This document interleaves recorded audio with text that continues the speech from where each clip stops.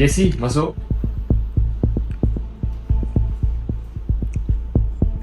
Ya, Tuan. Sila duduk. Saya ada misi khas untuk awak dan pasukan awak. Awak dan pasukan perlu jelajah ke seluruh negara 14 negeri. Untuk dapatkan kod tersebut, awak dan pasukan perlu memberikan terlebih dahulu jalur kepada setiap negeri. Jadi setelah awak kumpul ke semua kod-kod yang ada, barulah awak akan dapat kod yang terakhir. Awak dan pasukan cuma ada 9 hari untuk selesaikan misi. All the best. Baik, Tuan. Saya menurut perintah.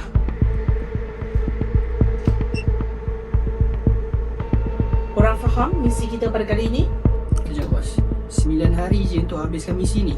Lepas tu, kau nak berapa hari lagi? Enough. Dah, tak payah nak gaduh.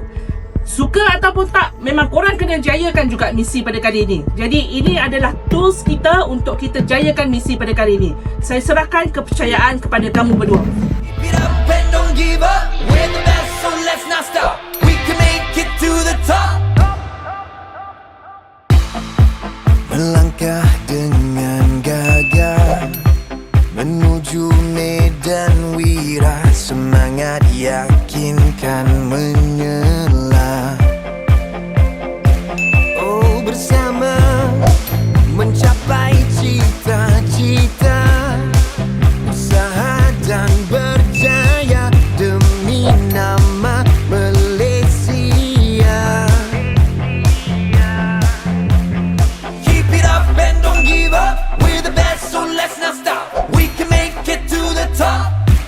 Gagah melangkah menggapai cita, tabah menghadapi cabaran. Bersatu teguh, bercerai roboh, bersama capai kejayaan. Oh, jiwa membara, takkan pudar semangat wira. Genggam semangat juara, bersama mengharungi teguh berdiri, segala cabaran menanti. Bersama mencapai cita-cita, usaha dan berjaya demi nama Malaysia. Keep it up and don't give up. We're the best, so let's not stop. We can make it to the top.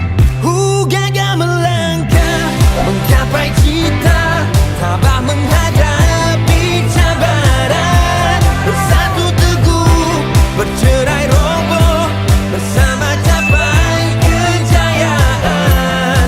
Oh, jiwa membara, takkan pudar semangat wira. Korang rasa apa kod rahsia sebenar ni?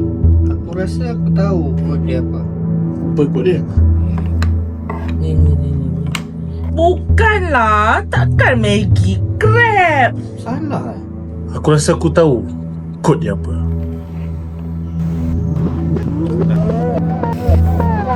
Ha!